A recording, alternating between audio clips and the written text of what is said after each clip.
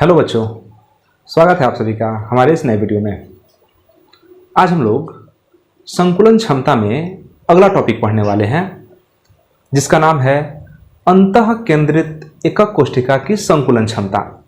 पिछले वीडियो में हम लोगों ने सरल एकक कोशिका के संकुलन क्षमता के बारे में पढ़ा था और इस वीडियो में हम लोग अंतः केंद्रित एकक कोशिका के संकुलन क्षमता के बारे में पढ़ेंगे।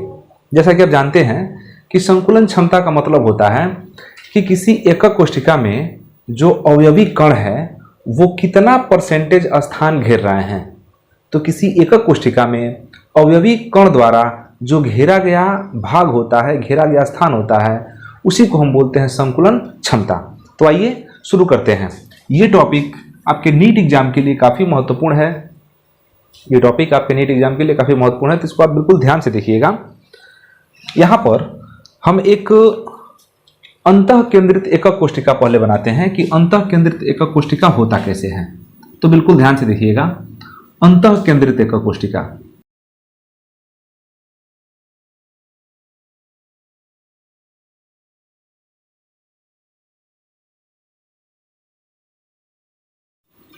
ठीक है, तो ये हुआ हमारा एकक कोशिका। अब अंतः केंद्रित एकक कोशिका का मतलब होता है कि अवयवी कण इस कोने पर तो रहेगा ही रहेगा। हमारा जो अवयवी कण है वो कोने पर तो होगा ही होगा।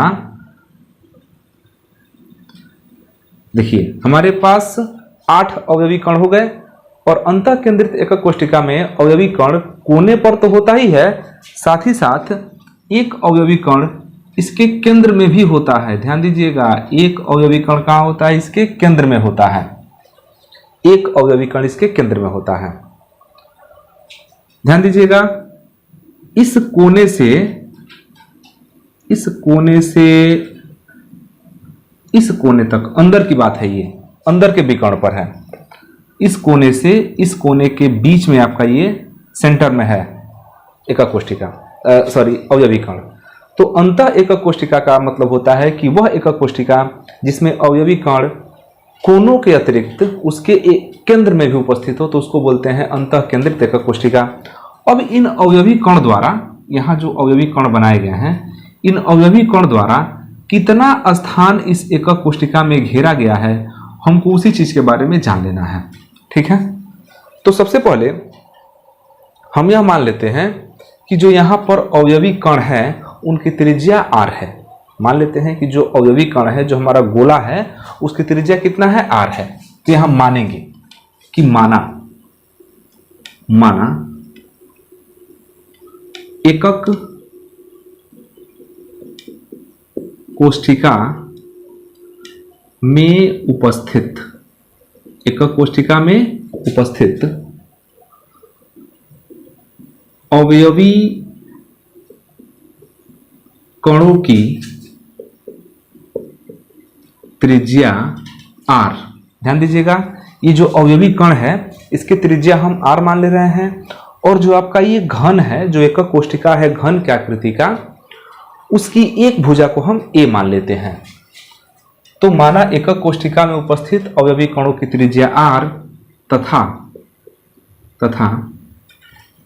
एकक कोशिका की जो भुजा है वो चूंकि घनी एकक कोशिका है, तो उसकी प्रत्येक भुजा a है। ठीक है, तो जो एकक कोशिका है ये आपका घनी एकक कोशिका है, इसके कोने पर अवयवी कण है और एक अवयवी कण इसके केंद्र में है, ठीक बीच में है। ध्यान दीजिए कि फेस पर नहीं है, घन के बीच में है। जो घन है ना उसके बीच में, सेंटर में है, फलक पर नहीं है। तो इसकी भुजा हम लोग a मान लिए और गोले की त्रिज्या कितना हो गया? r हो गया। इसके अगर इस डायगोनल वाले अणु को अगर हम देखें तो डायगोनल वाला जो अणु है वो कुछ इस प्रकार होगा। डायगोनल का जो अणु होगा वो कुछ इस प्रकार जुड़ा है। यह वाला यह अणु है, बीच वाला यहाँ अणु है, नीचे वाला यहाँ है। ठीक है, इनके सेंटर हैं, सेंटर को मिला देते हैं, यहाँ हो गया। अब इन्हीं की त्रिज्या को r माना गया है, तो ये r हो गया, ये r हो गया, ये दूरी, फिर ये दूरी भी r हुआ, फिर ये दूरी भी r हुआ। अब ध्यान दीजिएगा, तो ये और ये यहाँ हो गया, यह वाला चीज यहाँ पर हो गया। ठीक है, ध्यान से देखिएगा। इस भुजा को हम जान ही रहे हैं कि ये a है। ठीक है, ये भुजा a है, तो हमको हर हाल में ये भुजा जानना पड़ेगा कि आखिर ये कितना है। इस भुजा की अगर बात करें तो ये भुजा और ये भुजा 90 डिग्री है। इस भुजा के बीच में यह और यह क्या है, 90 डिग्री का है। तो ये भुजा जो है, यह वाला यहाँ पर ए हो गया। ठीक है, ए हो गया, ए हो गया, ये भुजा क्या है, ए हो गया। और ये जो यहाँ का भुजा है, ध्यान दीजिएगा, यहां से यह और यह खुद ये 90 डिग्री है, 90 डिग्री है। तो ये जो भुजा होगा, थोड़ा आपको हम एक बार और यहां से बना के दिखा देते हैं। ये आपका जो एकक कोष्ठिका है, इस एकक कोष्ठिका में ये कुछ स्थिति है इस तरह का। ठीक है, इस कोना को हम इस कोना से मिला रहे हैं, तो ये तो लंब का काम करेगा, ये कर्ण का काम करेगा और ये काम करेगा आधार का। लेकिन ये जो आधार है ना, वो यहां से देखिए, तो ये एक समकोण त्रिभुज बन रहा है, तो इसके लिए ना ये कर्ण का काम करेगा। थोड़ा सा ध्यान से देखेंगे तो समझ में आएगा। हमको देखिए, इस भुजा की लंबाई हमको ज्ञात करना है, तो इस भुजा की लंबाई के लिए ये आधार, ये लंब होगा, लेकिन हमको इसकी भी लंबाई पता नहीं है। तो ये चूंकि यहाँ पर समकोण बन रहा है, ये a है और ये a है, तो आप जानते हैं समकोण त्रिभुज में कर्ण बराबर होता है, कर्ण बराबर लंब स्क्वायर प्लस आधार स्क्वायर। तो लंब स्क्वायर मतलब a स्क्वायर, आधार मतलब a स्क्वायर, और a स्क्वायर हो जाएगा 2a स्क्वायर, इसमें से a बाहर निकल जाएगा, ये √2 हो जाएगा। ये जो भुजा हुआ ये हो गया a√2। तो जो आपका ये भुजा देख रहे हैं ना, ये आपका a√2 हो जाएगा। इस भुजा को हम ये भुजा माने हैं, और ये जो भुजा है वो ये है, और जो ये लंब देख रहे हैं ना, वो भुजा आपका ये चीज है। ठीक है, अब आप ध्यान से समझ लीजिएगा इसको। देखिए, हम ऐसा इसलिए निकाल रहे हैं ना, ताकि हम इस गोले का आयतन निकाल सके कि जो गोला है आपका अणु है, वो संपूर्ण क्रिस्टल का कितना भाग घेर रहा है। तो हम गोले का आयतन निकालने का प्रयास कर रहे हैं। तो ये आपका हो गया a√2, ये आपका a है। अब हमको यह भुजा चाहिए, तो ये जो भुजा है, वास्तव में ये भुजा कितना होगा, इस भुजा की हमको लंबाई ज्ञात करनी है। तो ये मान लीजिए कि a हो गया, ये मान लीजिए b हो गया, ये मान लीजिए c हो गया। तो सबसे पहली बात कि अगर हम इन गोले की त्रिज्या को देखें तो r r r r मतलब 1r 2r 3r 4r के बराबर कौन है, AC है। तो चित्र के अनुसार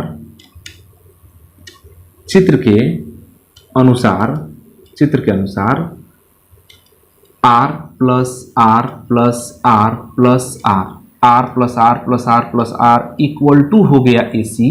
मतलब कि 4r इक्वल टू हो गया AC, 4r equal to AC हो गया। अब हमको AC निकालना पड़ेगा, तो AC निकालने के लिए हम पाइथागोरस प्रमेय का प्रयोग करेंगे। तो आप जानते हैं कि त्रिभुज ABC में, ध्यान दीजिएगा, त्रिभुज ABC में AC इक्वल टू रूट में पाइथागोरस प्रमेय क्या होता है, कर्ण बराबर रूट में लंब स्क्वायर प्लस आधार स्क्वायर। तो लंब आपका हो गया a स्क्वायर, ठीक है, लंब हो गया a स्क्वायर, अब प्लस आधार स्क्वायर। आधार का जब स्क्वायर करेंगे तो a का स्क्वायर तो a स्क्वायर हो जाएगा, और √2 का स्क्वायर कितना हो जाएगा, 2 हो जाएगा, तो हो जाएगा 2a स्क्वायर। तो AC इक्वल टू हम लोगों को पहले से पता ही है कि AC इक्वल टू कितना है, 4r है, AC इक्वल टू 4r। और इसमें देखेंगे तो 2a square plus a square हो जाएगा 3a स्क्वायर। ठीक है, तो 4r equal to a square में से a बाहर निकल गया, a√3 हो गया। यहाँ से जब आप r का मान निकालेंगे तो a√3 बटा 4, ये निकल गया त्रिज्या। ये हो गया हमारे गोले की त्रिज्या। अब ऐसा ऐसा कितना गोला इसमें है, ध्यान दीजिएगा, तो ऐसा ऐसा कितना गोला है, 8 तो किनारे पर कोने पर हो गया और एक बीच में है, 9 गोले दिख रहे हैं। लेकिन हम आपको बताए हैं कि जो इन गोलों का योगदान होता है एकक कोष्ठिका में वो 9 के बराबर होता नहीं है। इस गोले का योगदान इस एकक कोष्ठिका में मात्र 1/8 है, इसका भी मात्र 1/8 है। सभी कोने पर उपस्थित जितने भी अणु हैं या गोला है, इनका योगदान इस एकक कोष्ठिका में मात्र कितना है, 1/8 है। तो 1/8, 1/8, 1/8 ऐसे ऐसे करके 8 गोले तो केवल कोने पर है और एक जो बीच में है उसका पूर्ण योगदान है। हमने पिछले वीडियो में इस नियम के बारे में डिस्कस किया है, आप उसको एक बार जरूर देख लीजिएगा। तो ये जो अवयवी कण है, यह इसका योगदान 1/8, इसका योगदान 1/8, सबका योगदान 1/8 है, केवल किसको छोड़ के, बीच वाले को छोड़ करके। तो हम यहां पर निकालते हैं कि एकक कोष्ठिका में अवयवी कणों की संख्या बराबर, तो ध्यान दीजिएगा जो कोने पर है वो 8 अणु है, लेकिन एक अणु का योगदान कितना है, 1/8 है, अब प्लस एक अणु बीच में है जिसका पूरा पूरा योगदान है, तो ये कट जाएगा, 1 + 1 2 अणु होंगे। मतलब कि इस एकक कोष्ठिका में भले 9 अणु दिख रहे हैं, लेकिन इनका जो योगदान है वो मात्र 2 अणु के बराबर है, वो मात्र 2 अणु के बराबर है। ठीक है, इसका मतलब कि इस एकक कोष्ठिका में अगर हम अणुओं का आयतन निकाले तो सिर्फ 2 अणु के आयतन के बराबर अणुओं का आयतन होगा। तो लिखेंगे कि अतः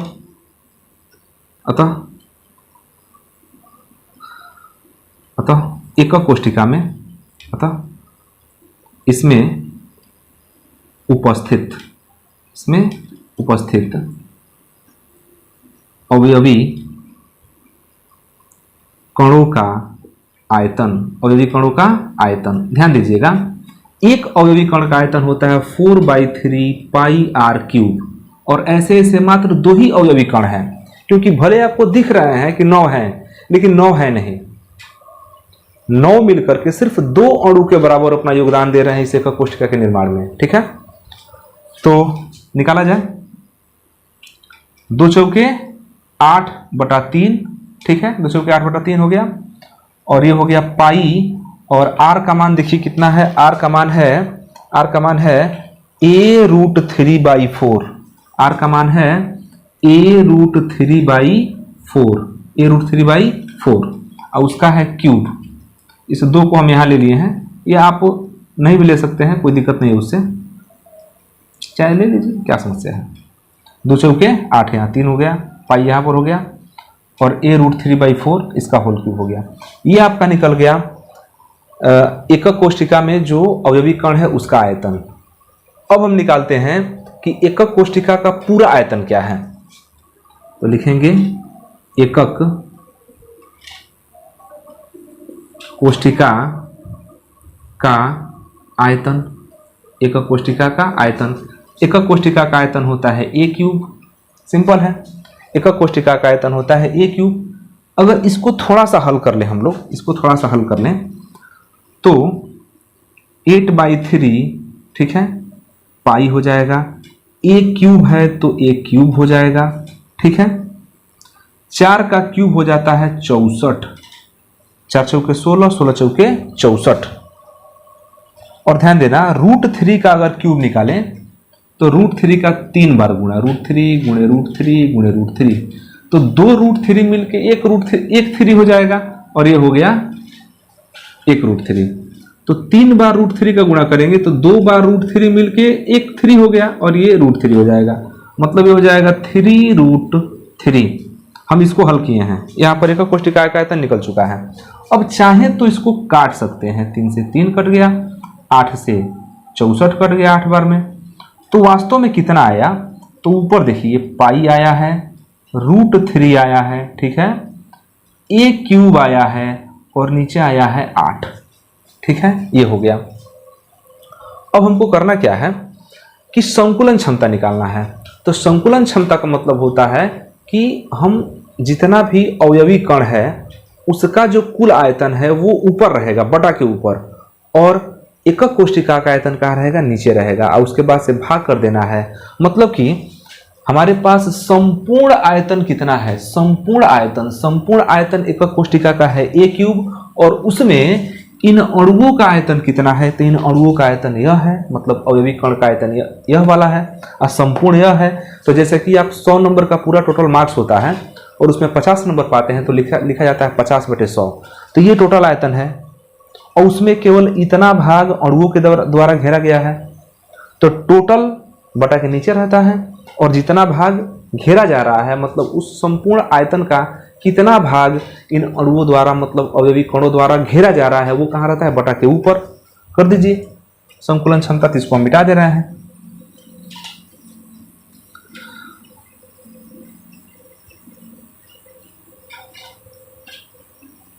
अब आप बिल्कुल ध्यान से देखेंगे। अतः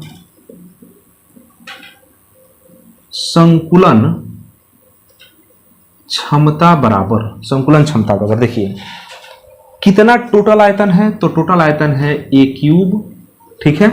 उसमें कितना अणुओं द्वारा, मतलब कि अवयवी कण द्वारा घेरा जा रहा है, वो है π√3 a क्यूब बटा 8, π√3 a क्यूब π√3 a क्यूब बटा 8, तो पूरे का बटा a क्यूब, ठीक है। ये वो आयतन है जो अणुओं के द्वारा घेरा गया है, और ये संपूर्ण आयतन है। तो संपूर्ण मतलब टोटल पूर्णांक नीचे होता है, जितना पाते हैं वो बटा के ऊपर होता है। तो यहाँ से a क्यूब से a क्यूब कट गया, और ध्यान देना इसमें 100 से गुणा भी करना होता है ताकि परसेंटेज में चेंज हो जाए। तो यहाँ पर लिख देते हैं संकुलन क्षमता बराबर क्या बच रहा है, पाई बच रहा है। पाई का मान होता है 3.14, √3 का मान होता है 1.732, ठीक है, बटा हो गया 8, और गुणा हो गया 100 का, ठीक है। 100 से गुणा कर दीजिए। तो 100 से आप जब गुणा करेंगे, ध्यान दीजिएगा, जब आप गुणा करेंगे इसमें, तो 100 से गुणा करेंगे तो 314 हो जाएगा। 314 गुणे 1.732 बटा हो गया 8। अब अगर कुछ कटने वाला है तो आप कटा सकते हैं।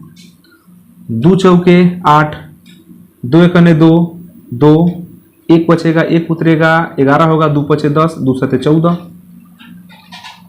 अब सीधे सीधे क्या करना है कि हमको 157 में 1.732 से गुणा करना है। देखिए 157 गुणे 1.732 और बटा हो जाएगा 4। तो जब 157.172 का गुणा करेंगे तो ये आ जाएगा 271.924, 271.924, और भागे क्या हो जाएगा 4। अब आप 4 से भाग कर दीजिए। 4 से क्या कर दीजिए, भाग कर दीजिए। 4 से जब भाग करेंगे,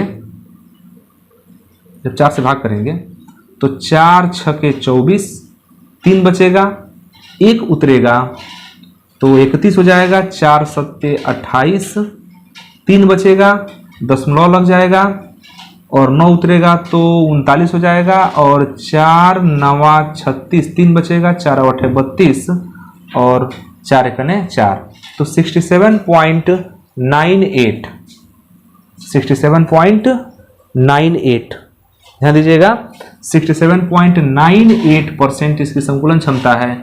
ये लगभग हम कहें तो ये 68% है। ध्यान दीजिएगा ये लगभग किसके बराबर है, तो ये लगभग 68% है। 68% मतलब कि जो अंतः केंद्रित एकक कोशिका होता है उसमें अवयवी कण संपूर्ण एकक कोशिका का 68% भाग हिस्सा, 68% हिस्सा आयतन घेर के रखता है, और बाकी जो हिस्सा होता है वो खाली रहता है। तो अगर यहाँ पर रिक्त स्थान की बात किया जाए कि रिक्त कितना है, रिक्त स्थान, तो रिक्त स्थान में देखिए 100% पूरा होता है, उसमें 68% क्या हो गया है, अणुओं द्वारा घेर लिया गया है। तो कितना बचता है, वो बचता है 32%।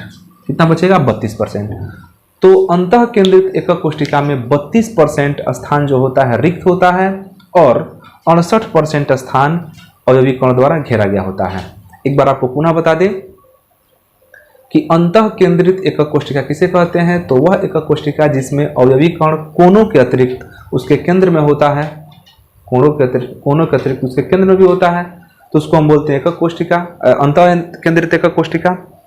अब उस अंतः केंद्रित एकक कोशिका में उस अवयवी कण द्वारा जितना % भाग भी घेरा जाता है, जितना % आयतन उसका घेर लिया जाता है, उसी को हम बोलते हैं संकुलन क्षमता। इसके लिए क्या करना पड़ता है, उस एकक कोशिका में उपस्थित अवयवी कणों का आयतन निकालना होता है और उसमें संपूर्ण आयतन से भाग कर देते हैं तो पता चल जाता है कि कितना भाग वो घेरा है, और अगर उसमें 100 से गुणा कर देते हैं तो परसेंटेज मिल जाता है। तो यहाँ पर उसी अवयवी कणों का आयतन ज्ञात करने के लिए हमको क्या निकालना पड़ा, हमको उसकी त्रिज्या निकालना पड़ा। और जब हमको त्रिज्या निकल गया कि a√3/4 है, त्रिज्या निकल गया तो क्या किए, हम अवयवी कण का संख्या जानते हैं कि 2 होता है, क्योंकि उसमें भले 9 गिनाने के लिए है लेकिन 9 होता तो है नहीं, क्योंकि कोने पर जो उपस्थित अवयवी कण है वो मात्र 1/8 भाग ही योगदान दे पाते हैं। तो 1/8 1/8 ऐसे ऐसे 8 कण मिलके मात्र एक अणु के बराबर, एक कण के बराबर योगदान देते हैं, और एक जो सेंटर में होता है वो पूरा अपना 100% योगदान देता है। तो कुल मिला के अंतः केंद्रित एकक कोशिका में मात्र 2 ही अणु होते हैं। ठीक है, अब इन 2 अणुओं का आयतन हम निकाल दिए, तो आप जानते हैं कि जो हमारा अणु है वो गोलाकार माना जाता है, और जो गोले का आयतन होता है वो होता है 4/3πr³। चूंकि 2 है तो उसे गुणा कर दिए। अब हम r का मान यहाँ से उठा कर रख दिए हैं, त्रिज्या यहाँ पर रख दिया गया, हल किया गया तो इतना आया। और एकक कोशिका चूंकि घनीय होता है तो घनीय एकक कोशिका का आयतन हो गया भुजा का क्यूब। अब संकुलन क्षमता होता है कि अवयवी कण द्वारा घेरा गया आयतन बटा संपूर्ण आयतन गुणे 100, इसको हल कर दिया गया तो आ गया 67.981%, लगभग क्या है 68% है। तो 68% जो है एकक कोशिका का 68% भाग अवयवी कण क्या कर लेता है, घेर लेता है। और कितना भाग खाली बचता है, तो मात्र 32% भाग खाली बचता है। तो आप चाहें तो इसी प्रकार से फलक केंद्रित एकक कोशिका के संकुलन क्षमता को भी ज्ञात कर सकते हैं। ठीक है, तो अगले वीडियो में हम लोग फलक केंद्रित एकक कोशिका के संकुलन क्षमता के बारे में डिस्कस करेंगे। तब तक के लिए जय हिंद।